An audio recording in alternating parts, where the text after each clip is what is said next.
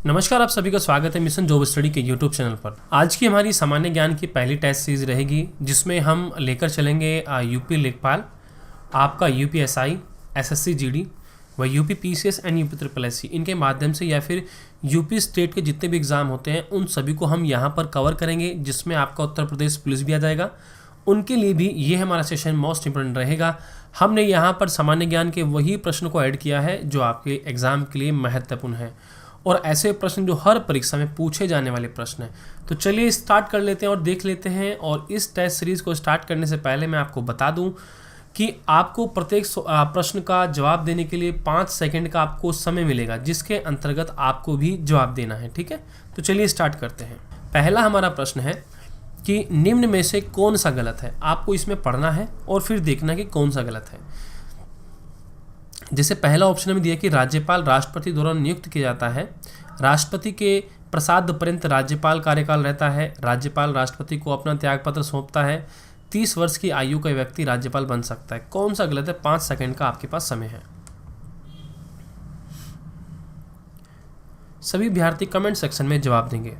तो देखो यहाँ पर डी ऑप्शन आपका गलत हो जाएगा। उसने गलत पूछा है तो डी ऑप्शन गलत है, क्योंकि राज्यपाल बनने के लिए 35 वर्ष की आयु होनी चाहिए। उसने बोला ना कि 30 वर्ष की आयु का व्यक्ति राज्यपाल बन सकता है, तो राज्यपाल बनने के लिए 35 वर्ष की जो है आयु होनी चाहिए। ठीक है, न कि 30 वर्ष की। और इसी के साथ साथ मैं यह भी बता दूं, जो राज्यपाल होता है इसकी नियुक्ति कौन करता है? इसकी नियुक्ति राष्ट्रपति करता है। ठीक है, राष्ट्रपति करता है राज्यपाल की नियुक्ति। ठीक है, और जो राज्यपाल होता है ये अपना त्यागपत्र भी किसे देगा? राष्ट्रपति को देगा, यानी कि राष्ट्रपति ही इसको नियुक्त करेगा और राज्यपाल जो है इसी को ही, यानी कि राष्ट्रपति को ही अपना त्यागपत्र देगा। ठीक है, ये होता है। तो आपका यहाँ पर डी ऑप्शन हो जाएगा। और एज कितनी होनी चाहिए? 35 वर्ष होनी चाहिए। अगले प्रश्न की ओर बढ़ते हैं। अगला प्रश्न है कि भारत के केंद्रीय रेल मंत्री को डैश की सलाह पर डैश द्वारा नियुक्त किया जाता है। जवाब दीजिए क्या होगा आपका। कमेंट सेक्शन में प्रत्येक अभ्यर्थी अपना जवाब देता चले। चलिए देखो यहाँ पर आपका सही जवाब क्या होगा, क्योंकि देखो भारत का जो केंद्रीय रेल मंत्री है, उसको कौन करता है? प्रधानमंत्री। उसको जो है प्रधानमंत्री की सलाह पर, यहाँ पर आ जाएंगे आपके प्रधानमंत्री, यानी कि फर्स्ट ऑप्शन की सलाह पर राष्ट्रपति द्वारा किया जाता है। ठीक है, यानी कि जो भारत का जो केंद्रीय रेल मंत्री होता है उसकी जो नियुक्ति होती है, उसकी सिफारिश जो है प्रधानमंत्री करता है। किसकी सलाह पर? प्रधानमंत्री की। और नियुक्त कौन करता है? राष्ट्रपति करता है। तो फर्स्ट ऑप्शन यहाँ पर राइट हो जाएगा। अगला प्रश्न है, और इसी के साथ आपको बता दिया, आप अनअकैडमी से यूपी पीसीएस और यूपी ट्रिपल एससी एग्जाम को क्रैक कर सकते हैं। अनअकैडमी के प्लस कोर्स के सब्सक्रिप्शन लेने के बाद यहाँ पर आप सभी कोर्स का जो एक्सेस है, रिकॉर्डेड वीडियो है, लाइव सेशन जो है आपको मिल जाता है। तो इसके लिए आपको सबसे पहले अनअकैडमी ऐप डाउनलोड करना है, अपनी आईडी बना लेना है और अपनी ये कैटेगरी लॉगिन कर लेनी है। उसके बाद यहाँ पर आप देख सकते हैं अनअकैडमी के कितने सारे एडवांटेज यहाँ पर आपको मिल जाते हैं। जैसे आपके यहाँ पर मल्टीपल टाइप के यहाँ पर कोर्स चल रहे होते हैं। यहाँ पर आपके स्टडी मटेरियल जो होता है, PDF फाइल, वो आपको उपलब्ध कराई जाती है। बहुत सारी अनलिमिटेड जो टेस्ट सीरीज है, क्विज है, वो यहाँ पर आपको मिलती रहती है। यहाँ पर आपको डाउटिंग सेशन मिलते रहते हैं। यहाँ पर सभी टॉप एजुकेटर आपको मिल जाते हैं। आपकी कोई क्लास छूट जाती है तो उसका रिकॉर्डेड सेशन आप देख सकते हैं। आप किसी भी समय कहीं से भी कहीं पर भी बैठकर अपनी इस तैयारी को कर सकते हैं। यहाँ पर एक Shaurya UPSI free test series चल रही है, जो कि 20 मिनट होती है, Monday to Friday 6 PM। Mission Khaki भी चल रहा है, UPSI test series plus test series है ये आपके लिए फॉर यूपीएसआई के लिए 2 PM पर एवरी संडे को। ये 90 मिनट का चलता है। तो 90 मिनट आपके 100 क्वेश्चन होते हैं। तो मेगा सब्सक्रिप्शन ऑफर भी चल रहा है। 12 मंथ का लेते हैं तो 3 मंथ फ्री मिल जाता है, 24 मंथ का लेते हैं तो 4 मंथ आपको ये फ्री मिल जाता है। तो इसी के साथ बहुत सारे बैच कोर्स यहाँ पर अभी चल रहे हैं अनअकैडमी की ओर से, जिसमें आप देख सकते हैं लेखपाल हो गया और आपके करंट अफेयर संबंधित यहाँ पर कुछ क्लासेस चल रही हैं। इसी के साथ यहाँ पर आप सभी इन कोर्सेज की तैयारी कर सकते हैं एक ही प्लस सब्सक्रिप्शन में। UP PCS, upper subordinate, lower PCS, RO, UPSI, UP triple SC PET, लेखपाल, बी ऑप्शनल, इतने सारे एग्जाम की आप तैयारी कर सकते हैं ओनली 1 सब्सक्रिप्शन में। यहाँ पर मेरा रेफरल कोड AK लाइव है, आप इसका जरूर यूज़ करें, तभी आपको 10% का डिस्काउंट मिल पाएगा। यहाँ पर आप अपने घर बैठे BPSC और UPPCS की तैयारी एक साथ अनअकैडमी के साथ कर सकते हैं, क्योंकि अनअकैडमी का ये सुपर कॉम्बो सब्सक्रिप्शन चल रहा है जिसको आप ले सकते हैं। यहाँ पर अनअकैडमी ऐप डाउनलोड करें और अनअकैडमी को यूट्यूब चैनल और टेलीग्राम पर जरूर फॉलो करें, और प्लीज़ वीडियोज़ को लाइक शेयर जरूर करें। निम्न में से कौन सा सही है आप लोगों ने बताना है, ठीक है। ये बताना कि इनमें से कौन सा सही है।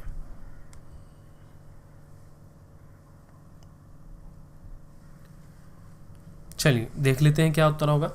तो पहला ऑप्शन दिया कि जाकिर हुसैन भारत के पहले मुस्लिम राष्ट्रपति थे। ये बिल्कुल सही बात है भाई। जो जाकिर हुसैन हैं वो भारत के पहले मुस्लिम राष्ट्रपति थे। उनका जो कार्यकाल हुआ था 1967 से 1969 तक का उनका कार्यकाल रहा है, और ये भारत के जो है पहले मुस्लिम राष्ट्रपति थे। ठीक है, और ये भी इसके साथ एक और पॉइंट जुड़ता है, जो ये जाकिर हुसैन जो थे वो सबसे कम अवधि पर अपने पद पर रहने वाले राष्ट्रपति थे, यानी कि जो इनका समय सीमा जो कार्यकाल थी वो सबसे कम थी। और ऐसा क्यों हुआ? क्योंकि इनकी मृत्यु हो गई थी इनके कार्यकाल में ही इस कार्यकाल के अंतर्गत इनकी मृत्यु हो गई थी। ठीक है, जिसके कारण ये सबसे कम इनकी समय सीमा रही है। आगे बढ़ते हैं। अगला प्रश्न ये रहा कि निम्न में से कौन सी जॉर्डन की राजधानी है? बताइए जॉर्डन की कौन सी राजधानी है?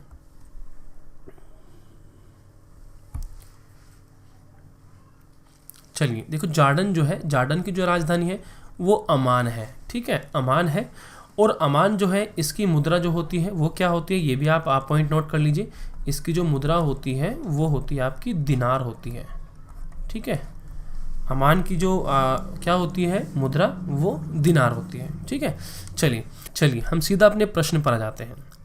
अगला प्रश्न है कि निम्नलिखित में से कौन सी मंगोलिया की मुद्रा है? बताइए कौन सी मंगोलिया की मुद्रा है?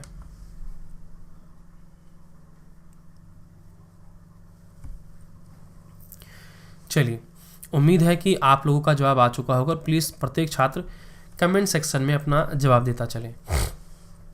देखो, मंगोलिया की जो मुद्रा है वो तोगरो का है। ठीक है, तोगरो का है, जिसको हम बोलते हैं तुगरिक। ठीक है, इसको हम तुगरिक भी बोल सकते हैं। ठीक है, तोगरोक। तो यहाँ पर जो ऑप्शन है, तो मंगोलिया की मुद्रा का नाम तोगरोक है, जिसको हम तुगरिक भी बोलते हैं। और इसकी राजधानी अगर मैं बताऊँ, इसकी राजधानी जो होती है वो उलान बटोर होती है मंगोलिया की राजधानी। ठीक है, और इसकी मुद्रा तुगरिक और राजधानी उलान बटोर, ये भी याद रखिएगा। आगे बढ़ते हैं। अगला प्रश्न हमारा यह है, एशिया में सबसे अधिक आबादी वाला देश कौन सा है? बताइए, 5 सेकंड का आपके पास समय है। एशिया में सबसे अधिक आबादी वाला देश कौन सा है? तो देखो, एशिया का प्रश्न था कि एशिया में तीसरा सबसे अधिक आबादी वाला देश कौन सा था? तो भाई ये इंडोनेशिया है।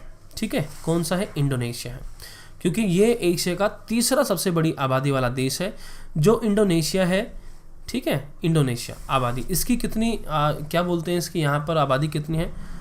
259 मिलियन है। ठीक है, इसकी आबादी 259 मिलियन के आसपास है। ठीक है, एशिया का ये जो है सबसे बड़ा आबादी वाला देश, अगर मैं बात करूं एशिया का सबसे बड़ा आबादी वाला देश, तो वो आता है चाइना, जिसको हम चीन बोलते हैं। ठीक है, पूरे एशिया का ये नंबर 1 पर है, नंबर 3 पर इंडोनेशिया है। तो चीन की जो है आबादी जो है लगभग 1378 मिलियन के आसपास है। ये मिलियन कर लीजिएगा इसको।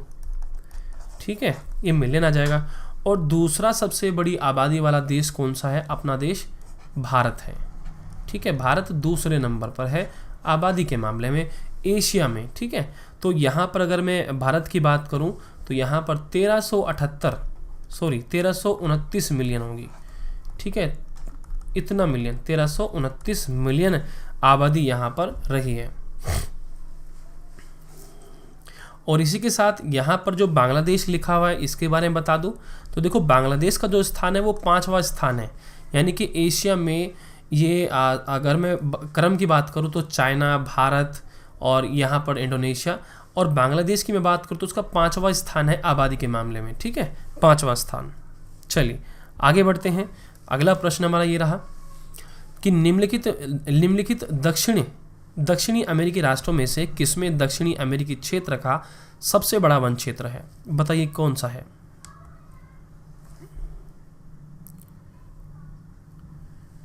सभी विद्यार्थी कमेंट सेक्शन में जवाब देते चलेंगे। ठीक है, तो देखो यहाँ पर ब्राज़ील आपका राइट उत्तर हो जाएगा, क्योंकि ब्राज़ील में जो है दक्षिणी अमेरिका के क्षेत्र की सबसे बड़ा वन क्षेत्र पाया जाता है।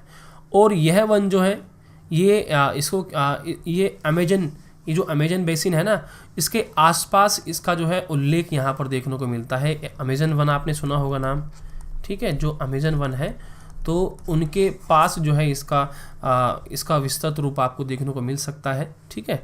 तो ये कहाँ पर है? ब्राज़ील में है, ठीक है। आगे बढ़ते हैं। अगला प्रश्न है कि निम्नलिखित में से प्रायद्वीपीय भारत की सबसे बड़ी नदी कौन सी है?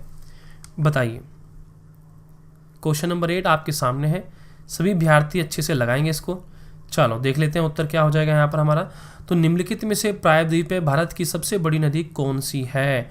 तो देखो प्रायद्वीपीय भारत की सबसे बड़ी नदी कौन सी है भाई? गोदावरी है यहाँ पर, ठीक है, गोदावरी है। इसकी जो कुल लंबाई की अगर मैं बात करूँ तो ये 1465 किलोमीटर इसकी लंबाई है, गोदावरी है ये, ठीक है। और कभी कभी एग्जामिनर ये भी पूछ लेता है कि भाई ये जो गोदावरी नदी होती है इसका उद्गम यानी कि ये कहाँ से निकलती है? तो ये महाराष्ट्र जो हमारा राज्य है, महाराष्ट्र के एक स्थान पड़ता है, महाराष्ट्र के इसका नाम है त्र्यंबक, ठीक है। सॉरी मैं दोबारा से लिख देता हूँ ऐसे करके थोड़ा सा, त्र्यंबक पहाड़ी से, ठीक है, त्र्यंबक पहाड़ी से ये निकलती है गोदावरी, जिसकी लंबाई जो है 1465 किलोमीटर है। ये महाराष्ट्र की पहाड़ियों से निकलती है जिसका नाम है त्र्यंबक पहाड़ी, ठीक है, ये भी याद रखिएगा। आगे बढ़ते हैं। संयुक्त राष्ट्र द्वारा मानवाधिकारों की सार्वभौमिक घोषणा की चिन्हित करने के लिए हर वर्ष तिथि को अंतर्राष्ट्रीय मानवाधिकार दिवस मनाया जाता है। क्वेश्चन को पहले ध्यान से समझिए क्या कह रहा है। ये कह रहा है कि संयुक्त राष्ट्र के द्वारा, यानी कि जो संयुक्त राष्ट्र है उसके द्वारा जो मानवाधिकारों है उसकी सार्वभौमिक जो घोषणा है उसको चिन्हित करने के लिए हर वर्ष किस तिथि को अंतर्राष्ट्रीय मानवाधिकार दिवस मनाया जाता है, ये आपको बताना है। चलिए उम्मीद आपको पता होगा, आपका जवाब आ चुका हो। 10 दिसंबर जो है आपका राइट आ जाएगा, यानी कि 10 दिसंबर को अंतर्राष्ट्रीय मानवाधिकार दिवस मनाया जाता है। अगला प्रश्न ये रहा आपका कि जुलाई 2018 में अमरनाथ मंदिर की तीर्थ यात्रा करने वाले यात्रियों की सहायता के लिए CRPF द्वारा शुरू की गई मोबाइल सहायता केंद्र का क्या नाम था? ये आपको बताना है कि जो वर्ष 2018 में जुलाई में अमरनाथ मंदिर की जो तीर्थ यात्रा थी, उस यात्रा करने वाली यात्रा सहायता के लिए जो CRPF द्वारा शुरू किया गया था मोबाइल सहायता केंद्र का, उसका क्या नाम था? बताइए।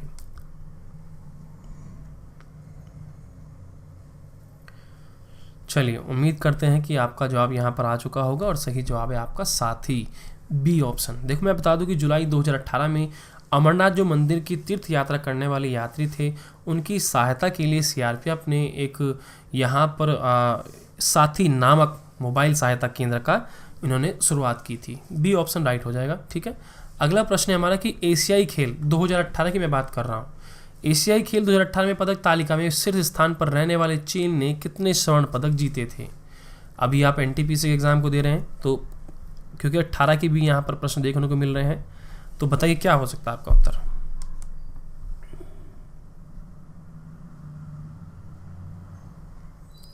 उम्मीद करते हैं कि आपका जवाब आ चुका होगा। सही जवाब होगा आपका डी ऑप्शन 132, ठीक है। तो यहाँ पर जो शीर्ष स्थान पर रहने वाला देश था चीन, उसने कुल 132 स्वर्ण पदक जीते थे और इसी के साथ 92 जो है इसने रजत पदक जीते थे। किसने? रजत पदक। और 65 कांस्य पदक जीते थे इसने, कांस्य पदक किसने? चाइना ने, ठीक है। अगर मैं भारत का उस समय की बात करूँ, 2018 की बात करूँ, तो भारत का उस समय 8वां स्थान रहा था। भारत का जो स्थान रहा था वो 8वां स्थान रहा था, जिसमें हमारे 15 तो स्वर्ण थे, 24 हमारे रजत थे और इसी के साथ 30 हमारे कांस्य थे। तो इसी के साथ जो भारत है वो 8वें नंबर पर रहा था 2018 में। आगे बढ़ते हैं कि अंतर्राष्ट्रीय न्यायालय किस देश में स्थित है? ये आपने बताना है कि अंतर्राष्ट्रीय न्यायालय किस देश में स्थित है।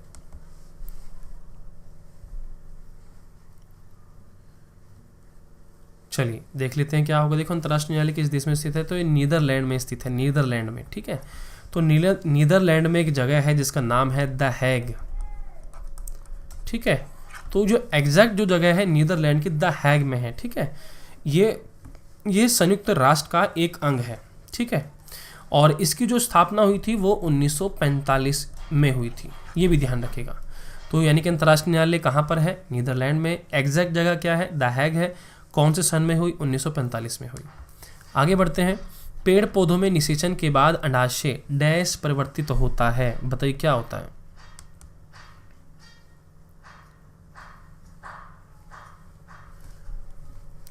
देख लेते हैं। तो देखो सही जवाब हो जाएगा पेड़ पौधों में निषेचन के बाद अंडाशय फल में, किस में होगा? फल में परिवर्तित होता है। डी ऑप्शन याद रखेगा, ठीक है। आगे बढ़ते हैं। क्षतिगत CFL और फ्लोरोसेंट ट्यूबों का निपटान सुरक्षित रूप से किया जाना चाहिए क्योंकि इनमें डैश वाष्प होती है जो वाष्प में जहरीली होती है, जो स्वभाव में जहरीली होती है। तो जो CFL होती है, फ्लोरोसेंट ट्यूब होती हैं, उनको मतलब उनका जो खात्मा करने के लिए सुरक्षित रूप से क्या किया जाना चाहिए? तो मतलब सुरक्षित रूप से उसको निपटाना चाहिए जब वो ख़राब हो जाती है। तो इसमें ऐसा क्या होता है जो कि ये जहरीला होता है, ये बताइएगा थोड़ा सा आप।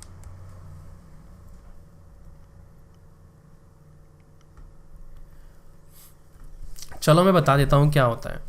तो इसका जो सुरक्षित रूप से इसका निपटान करना चाहिए क्योंकि उसमें पारा होता है, ठीक है। पारा, ये याद रखिएगा यहाँ पर, पारा। जो पारा होता है इसमें, जो पारे की जो वाष्प होती है वो स्वभाव में जहरीली होती है, ठीक है। पारे की जो वाष्प होती है वो स्वभाव में जहरीली होती है। अगला प्रश्न है आपका। पौधों में पानी और पोषक तत्वों के परिवहन के लिए संवहन ऊतक को डैश कहा जाता है, क्या होगा? बताइए।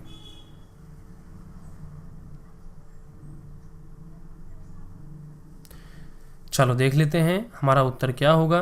तो देखो सही जवाब जो होगा यहाँ पर हमारा सी ऑप्शन हो जाएगा, जाइलम, ठीक है। जाइलम, क्योंकि पौधों में पानी और पोषक तत्वों के आपके जो परिवहन है उसके लिए संवहनी जो ऊतक है वो क्या है? जाइलम है, ठीक है। उसको जाइलम कहा जाता है। जबकि पौधों में जो खाद्य पदार्थ जो होता है उसका जो परिवहन जो होता है, खाद्य पदार्थ की मैं बात कर रहा हूँ, उसका जो परिवहन होता है वो किसके द्वारा होता है? फ्लोएम के द्वारा होता है, फ्लोएम के द्वारा, ये याद रखिएगा। तो पोषक तत्व, पौधों में पानी और पोषक तत्वों का परिवहन जाइलम के, और जो आपके खाद्य पदार्थ होते हैं उनका फ्लोएम के द्वारा। आगे बढ़ते हैं। निम्नलिखित विकल्पों में से पुनरुत्पादक बीज उत्पादक पौधे का नाम चुनें, बताइए।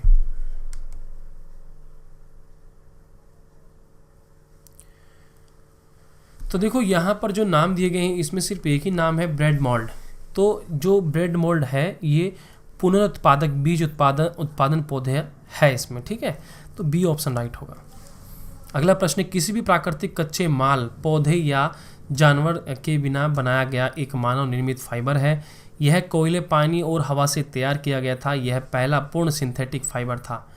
यह है, बताइए क्या है ये? आप सभी विद्यार्थियों को बताना है।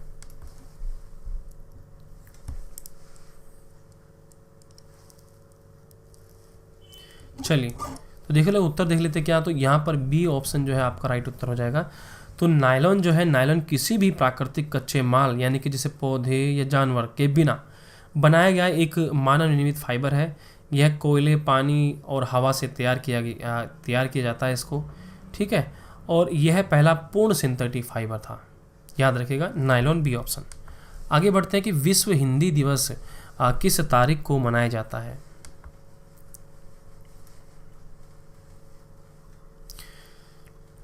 सही उत्तर 10 जनवरी आपका हो जाएगा, ठीक है। 10 जनवरी को मनाया जाता है।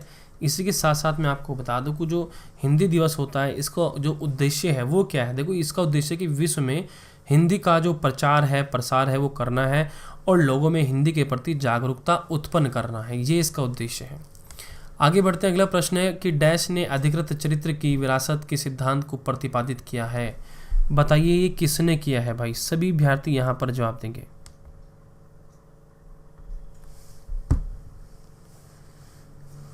उम्मीद है आपका जवाब आ चुका होगा। सही जवाब होगा आपका जीन बैप्टिस्ट लेमार्क। तो नाम थोड़ा सा ऐसा ही है, जीन बैप्टिस्ट लेमार्क ने जो है अधिकृत चरित्र की विरासत के सिद्धांत को प्रतिपादित किया था। तो ये सिद्धांत था, इसको प्रतिपादित किया था और उन्होंने सिद्धांत कब दिया था? 1801 ईस्वी में दिया था, ये याद रखेगा, ठीक है। तो इस प्रकार से देखो हमारी ये टेस्ट सीरीज रहेगी सामान्य ज्ञान की। प्रत्येक अभ्यर्थी कमेंट सेक्शन में जवाब दीजिएगा और मैं वही प्रश्न लेके आ रहा हूँ जो आपका SSC GD, यूपी लेखपाल, PET, यूपी SI यानी कि दरोगा भर्ती, यूपी पुलिस व यूपी PCS, यूपी SSS के माध्यम से जो भी परीक्षाएं होती हैं उन सभी परीक्षाओं के लिए। तो सभी विद्यार्थी सेशन को जरूर देखें, आपको कैसा लगा वो भी कमेंट सेक्शन में जरूर बताइएगा। वीडियोस को लाइक और शेयर सभी विद्यार्थी जरूर करेंगे, और चैनल को आज ही के आज सब्सक्राइब कर ले। ऐसे ही राइट कलर का जो बटन आपको दिख रहा है इसको दबाइए और बेल आइकन दबा दीजिए, ठीक है। और लाइक शेयर सभी विद्यार्थी जरूर करें, कमेंट जरूर करें, ठीक है। चलिए मिलते हैं आपसे नेक्स्ट सेशन में।